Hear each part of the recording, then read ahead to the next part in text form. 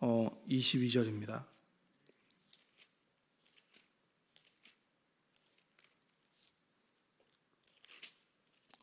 교독해서 읽도록 하겠습니다. 사무엘의 말이 온 이스라엘에 전파되니라. 이스라엘은 나가서 블레셋 사람들과 싸우려고 에베네셀 곁에 진치고 블레셋 사람들은 아벡에 진쳤더니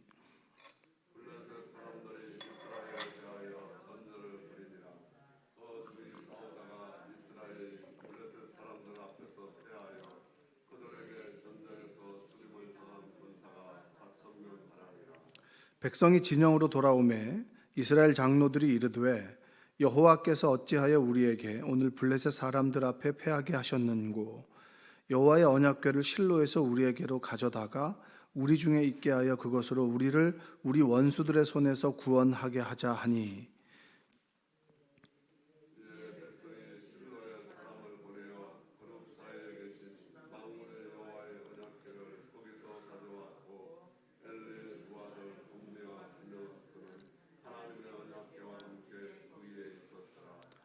여호와의 언약궤가 진영에 들어올 때에 온 이스라엘이 큰 소리로 외치매 땅이 울린지라.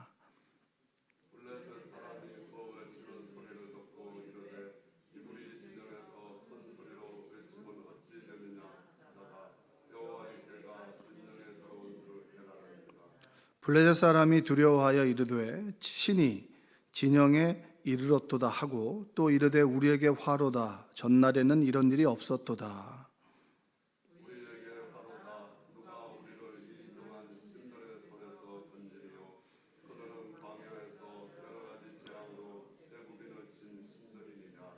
너희 블레셋 사람들아 강하게 되며 대장부가 되라. 너희가 히브리 사람의 종이 되기를 그들이 너희의 종이 되었던 것 같이 되지 말고 대장부 같이 되어 싸우라 하고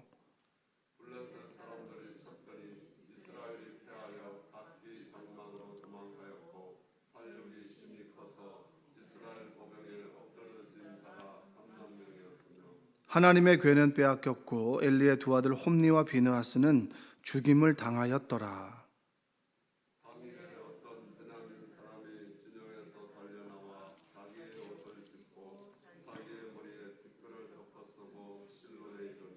그가 이를 때 엘리가 길 옆 자기의 의자에 앉아 기다리며 그의 마음이 하나님의 궤로 말미암아 떨릴 즈음이라. 그 사람이 성읍에 들어오며 알림에 온 성읍이 부르짖는지라.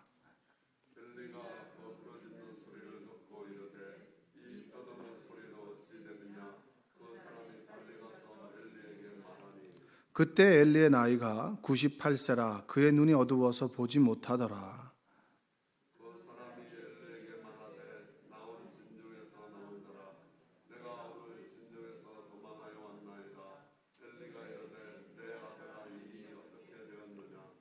소식을 전하는 자가 대답하여 이르되 이스라엘이 블레셋 사람들 앞에서 도망하였고 백성 중에는 큰 살육이 있었고 당신의 두 아들 홈니와 비느하스도 죽임을 당하였고 하나님의 궤는 빼앗겼나이다.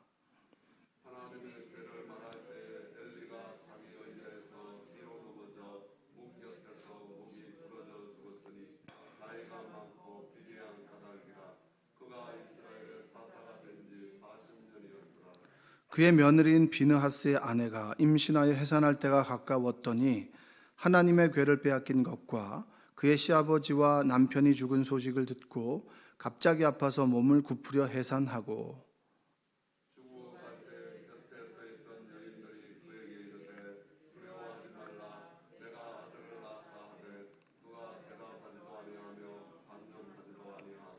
이르기를 영광이 이스라엘에서 떠났다 하고 아이 이름을 이가봇이라 하였으니 하나님의 궤가 빼앗겼고 그의 시아버지와 남편이 죽었기 때문이며 또 이르기를 하나님의 궤를 빼앗겼으므로 영광이 이스라엘에서 떠났다 하였더라. 아멘. 오늘도 하나님의 은혜가 여러분의 삶 가운데 함께하기를 주님의 이름으로 축복합니다. 하나님께서 사무엘을 하나님의 전에서 부르셔서 하나님의 말씀을 하셨죠. 그래서 사무엘은 하나님의 말씀을 듣는 사람입니다. 그 하나님의 말씀이 뭐였냐면 엘리의 가문이 몰락하게 될 것이다 이 얘기였어요. 그 엘리의 가문이 몰락하게 되는 이야기가 블레셋과 이스라엘 전쟁 가운데 벌어진 결과입니다. 그래서 하나님께서 블레셋을 통해서 이스라엘을 징계하는 거예요. 징계하는 내용이 오늘 이 내용입니다. 그래서 여기 보면 2절 한번 읽어볼까요? 2절 1절과 2절 한번 읽어보겠습니다. 사무엘의 말이 온 이스라엘에 전파되니라. 이스라엘은 나가서 블레셋 사람들과 싸우려고 에베네셀 곁에 진치고 블레셋 사람들은 아벡에 진쳤더니 2절 블레셋 사람들이 이스라엘에 대하여 전열을 벌이니라. 그 둘이 싸우다가 이스라엘이 블레셋 사람들 앞에서 패하여 그들에게 전쟁에서 죽임을 당한 군사가 4,000명 가량이라. 자, 블레셋 사람들이 이스라엘과 이제 전쟁을 하려고 합니다. 그리고 전쟁을 해서 결과적으로 4,000명이 죽었습니다. 근데 여기서 생략된 게 있어요. 여러분, 우리가 하나님을 믿는다라고 했을 때 하나님께서 우리의 왕이 되신다라고 얘기를 합니다. 그렇죠? 내 인생의 중심에 하나님이 내 삶의 중심에 하나님이 계시느냐, 내가 앉아 있느냐, 뭐 사형리 보면 그런 거 나오잖아요. 그러니까 내 삶의 주인이 누구냐, 내 인생의 주인이 누구냐라고 했을 때 여러분 누구라고 얘기합니까? 하나님이라고 얘기하잖아요. 근데 우리는 내 삶의 주인이다라는 얘기를 잘 쓰질 않아요. 왜냐하면 우리는 종과 노예의 삶을 살아보지 않았기 때문입니다. 누구의 노예냐, 아니냐 이런 얘기를 잘 쓰지 않습니다. 그러나 달리 얘기를 하자면 내가 누구의 직원이냐, 직원이 아니냐, 고용인이냐, 고용인이 아니냐 이렇게 얘기를 합니다. 그렇죠? 고용하고 그 다음에 고용당하는 사람은 그 차이가 뭘까요? 능동적이냐, 수동적이냐예요. 그 예를 들면 여러분들이 만약에 사장님이라고 합시다. 그리고 제가 여러분들 회사에서 일하는 열심히 일해서 한 달에 월급을 받는 직원이라고 합시다. 그럼 저는 오전부터 저녁까지 주어진 근무 시간 동안은 누구의 지시를 따라야 되는 거예요? 사장님이 그 회사의 그 말하는 룰에 따라서 생활해야 되는 거 아니겠습니까? 근데 내가 좀 일하다가 좀 피곤하다 그래도 아무 소리 없이 집에서 자고 10시에 갔다가 점심 먹고 오후 4시에 와가지고 6시까지 일 마무리하고 집에 가면 그게 옳은 겁니까? 그런 겁니까? 내가 만약에 몸이 좋지 않으면 누구에게 허락을 득해야 되는 거죠? 당연히 책임자에게 허락을 득하고 제가 좀 조퇴를 하겠습니다라든가 제가 좀 볼 일이 있어서 병원에 잠깐 갔다 와야겠습니다라고 하든가 해서 자리를 비우는 것이 맞는 거지, 내 스스로 판단하고 결정하는 것은 근무자가 할 일이 아니잖아요. 근데 누가 스스로는 결정할 수 있죠? 사장님은 결정할 수 있는 거예요. 그러니까 하나님과 우리의 관계는 어떤 일을 해 나갈 때 하나님께 묻고 허락을 받고 그리고 그분의 지시에 따라 살아가는 사람들이 뭐죠? 하나님을 왕으로 모시는 사람들의 삶의 모습입니다. 자, 전쟁이 벌어지게 됐을 때 하나님 이 전쟁 어떻게 할까요? 라고 하는 질문을 하나님께 해야 되는 거예요? 안 해야 되는 거예요?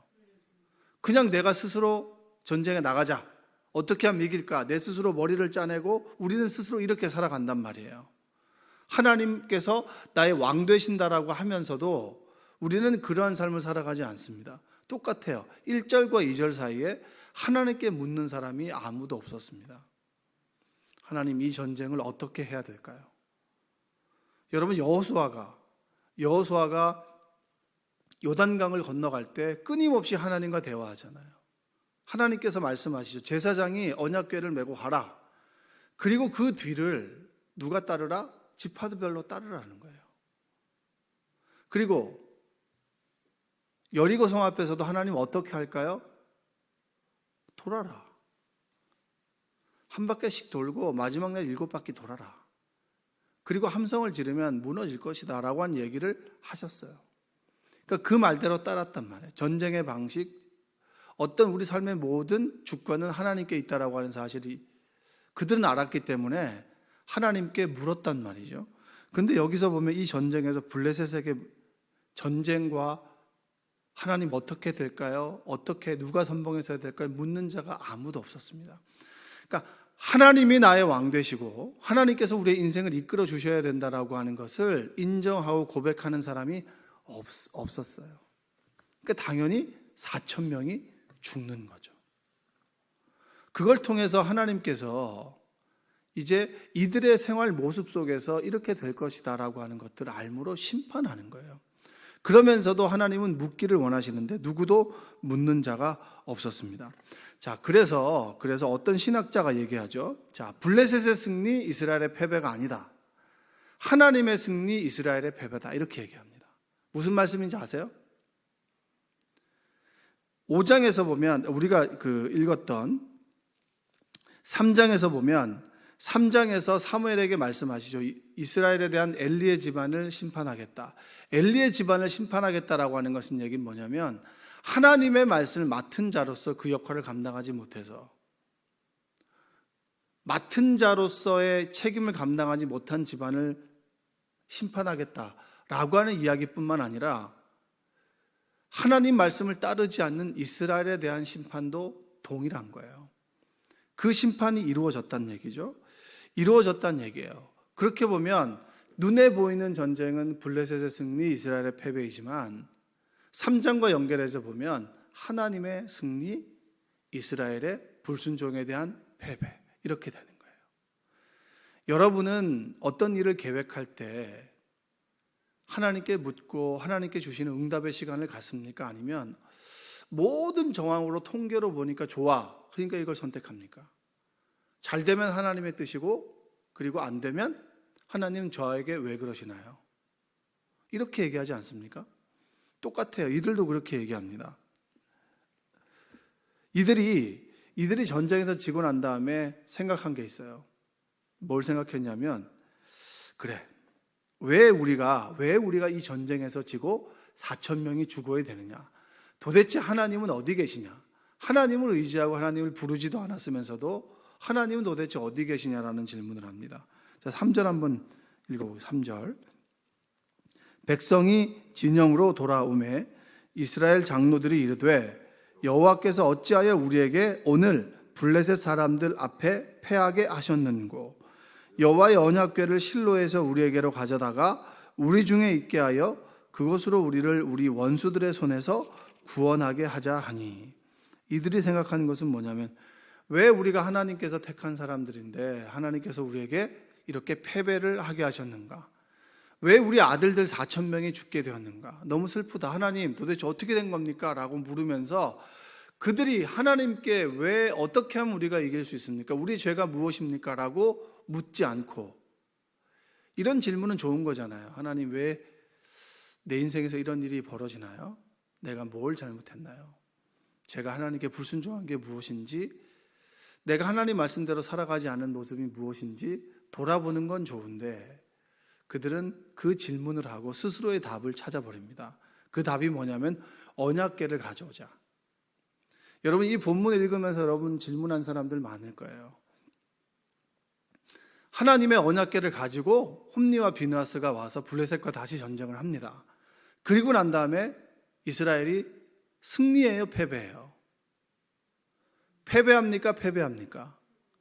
패배하죠. 이번에는 언약궤를 가지고 싸웠는데 3만 명이 죽었어요.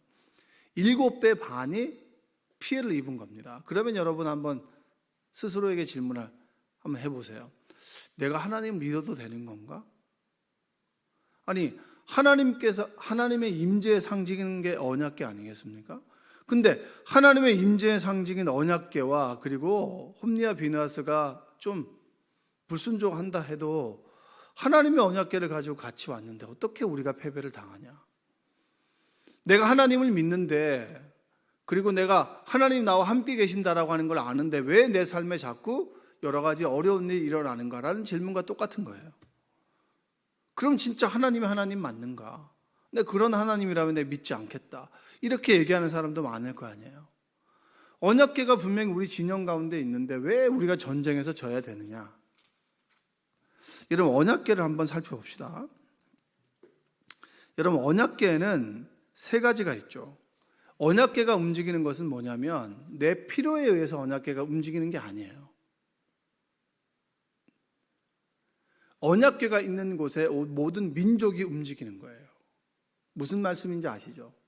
내가 필요했다고 해서 언약궤를 딱 부적처럼 가져와서 딱 붙이는 게 아니란 얘기예요.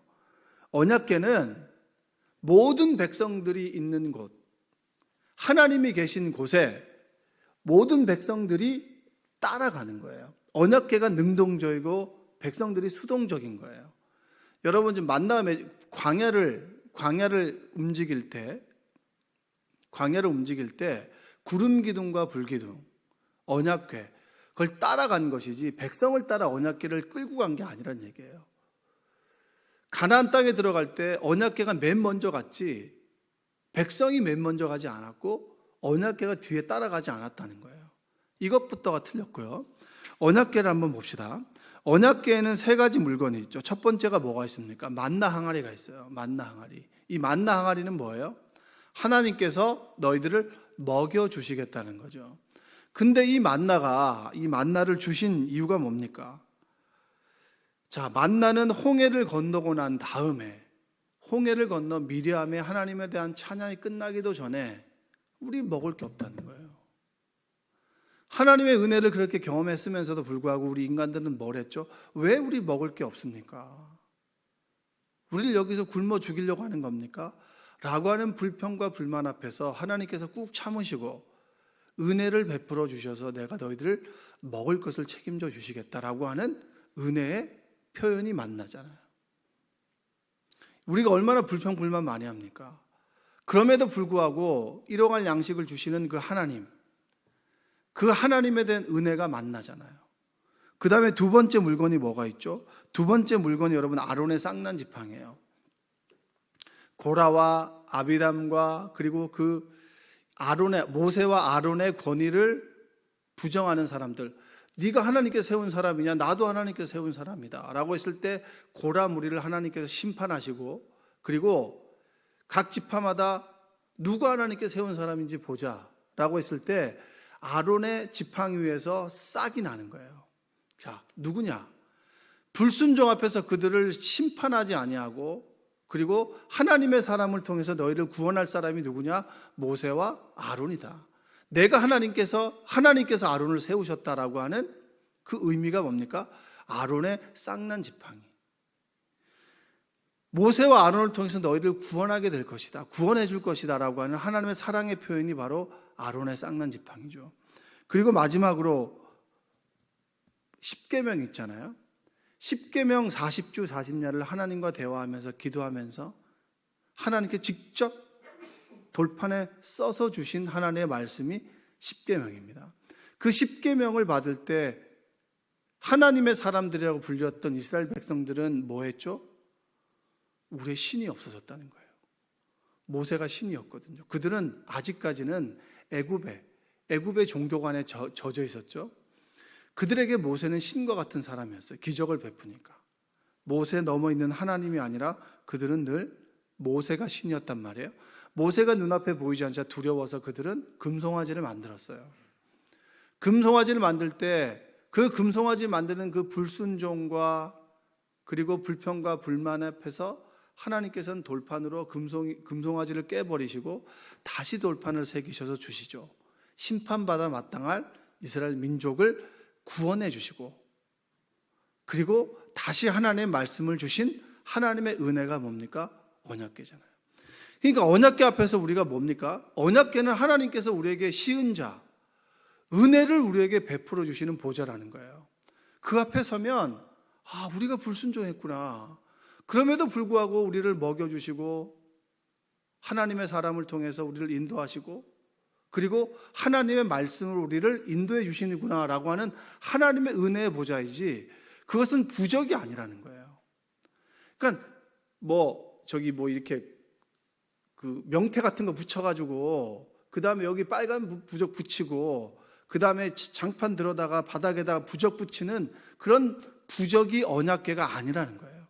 근데 사람들은 그 부적처럼 언약궤를 사용하고 언약궤 앞에서 나의 삶을 돌아보는 것이 아니라 하나님의 은혜를 되새기는 것이 아니라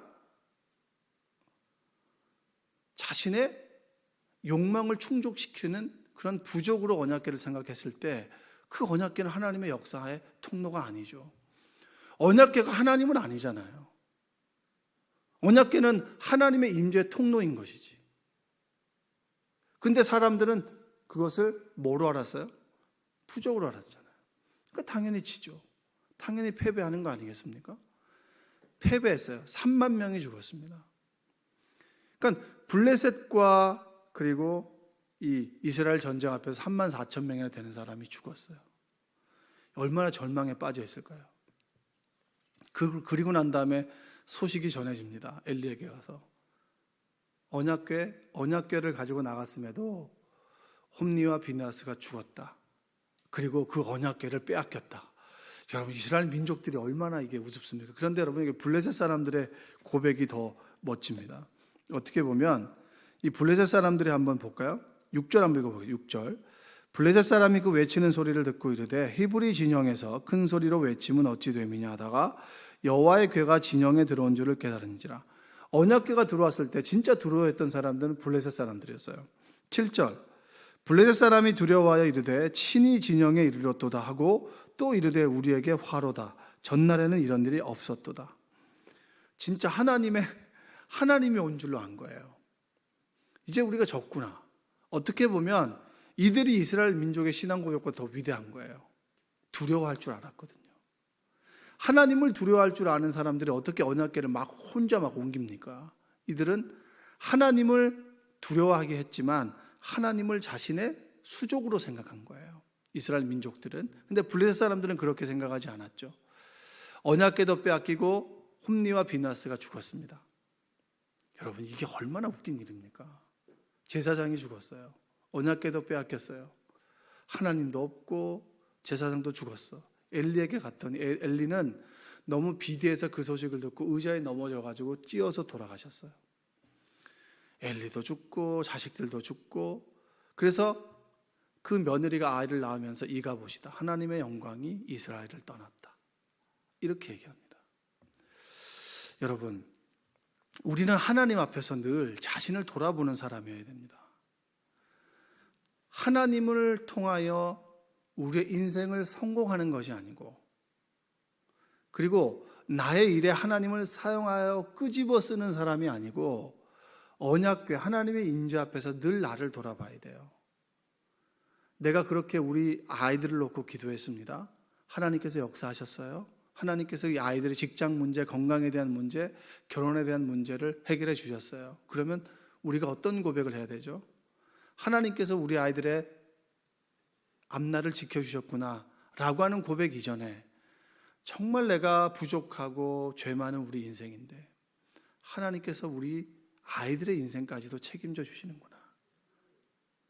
그 하나님 앞에서 우리가 겸손하게, 하나님, 제가 얼마나 그 하나님의 은혜를 모르고 불평하고 불만하고 불순종하며 살아왔습니까? 하나님, 회개합니다.